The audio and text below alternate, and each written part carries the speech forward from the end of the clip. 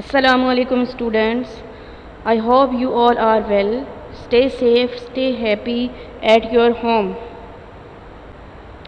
Today we have a lecture number 3. Let's start our lecture number 3.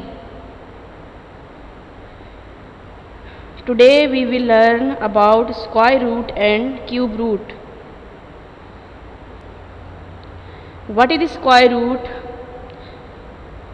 You all are watching a number when multiply by itself give you a specified number. It's mean when we multiply a number by itself we get a specific number which is called square, perfect square.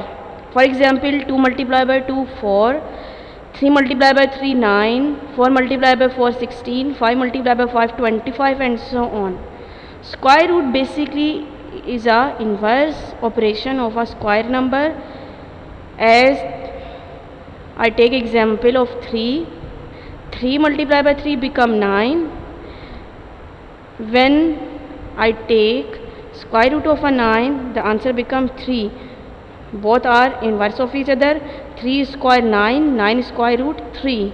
The symbol of a square root is on the screen you all are watching.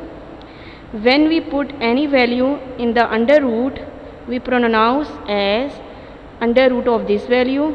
For example, under root 61. Okay, this is the symbol of a square root. When we have a question to find the square root, we will apply this symbol on the value. This is the list of perfect square of first 10 number. Okay, in the first column under root 1, square root of a 1 is 1, square root of 4 is 2, square root of a 9 3, square root of a 16 4 and so on. And the next column is the square of a 1 is 1, the square of a 2 is 4, the square of a 3 is 9 and so on. Okay, here you all are watching square root and square are opposite of each other. For example, the square root of a 4 is 2 and the next side the square of a 2 is 4. Both are inverse, opposite of each other. Okay, I hope you all understand. This is the question of a square root. Okay, when you have a question to find the square root, to use prime factorization method, we will take LCM. As I take 729, first of all you have to take LCM of a number. I take LCM of a 729. The prime factor of a 729 are 3 multiplied by 3, 3 multiplied by 3, 3 multiplied by 3. Okay, remember this thing, when you are finding square root, all value come 2 times. Okay, and we make pair of these values. Okay, on the screen first pair is 3 multiplied by 3, next pair is 3 multiplied by 3 and third pair is 3 multiplied by 3. Instead of pair, in place of pair we just write one time value. Okay, in first pair 3 multiplied by 3, in the next step I write just 1 3, and the second pair I just write 1 3, and in the place of third pair I just write 1 3. In square root all values have a pair, all values come in 2 times, it is necessary. Now 3 multiplied by 3 9 and 9 multiplied by 3 is 27. This is the method of finding square root by using prime factorization. In prime factorization method, first you take LCM, then write all the prime factor and then make pair. Okay, if the answer is 27, if I take the square of 27, the answer becomes 729.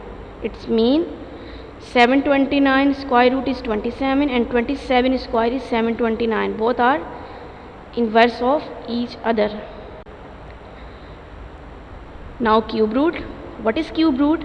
The cube root of a number is the value when multiplied by itself 3 times give the original number. It's mean cube mean 3, square mean 2, cube mean 3. It's mean when we multiply a number by itself 3 times, we have a cube. Okay, in square we multiply a number by itself 2 times. In cube root we multiply a number by itself 3 times, because cube mean is 3 and square mean 2. This is the symbol of a cube root.